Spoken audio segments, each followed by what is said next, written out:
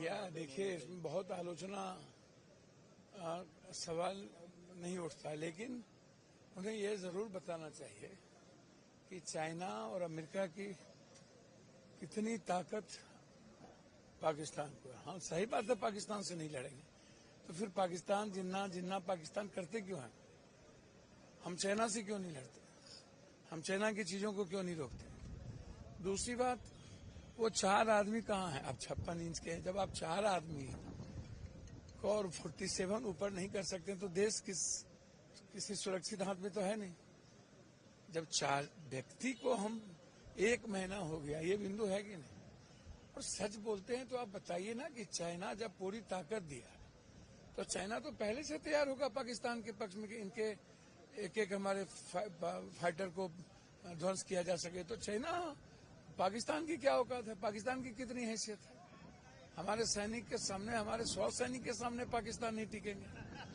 लेकिन सवाल है, चाइना जिस तरीके से और जो लगातार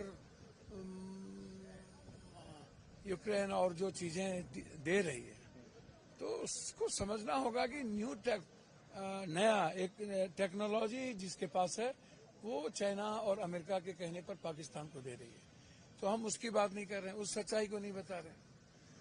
दूसरी चीज, जो सपोर्ट हुआ, अब संगच्छध्वम संबद्धध्वम एक लाइन बोल के रोक दिए, तो आगे क्यों नहीं बोल रहे हैं कि संगच्छध्वम संबद्धध्वम समवो मनांसी जानतम देवा भाग्यम यथा पूर्वे सांझा नना उपासत समानी वया को थी। तो राजनाथ जी हम लोग के गार्जियन के समान है, लेकिन देश के सवाल पर हमें कभी कभी याद आ जाता है मुलायम सिंह जी।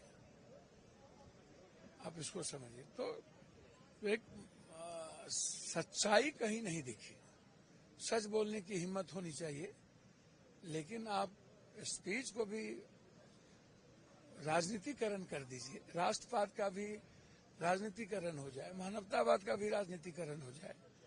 और ऑपरेशन सिंदूर को भावनात्मक, जैसे पुलवामा में आपने आज तक RDX को नहीं बता पाया, वैसे ही आप पहलगाम को नहीं कर पाएंगे। तो सरकार देश के सवाल पर और विदेश नीति के सवाल पर आदरणीय प्रधानमंत्री नरेंद्र मोदी जी सक्सेस नहीं रहे हैं।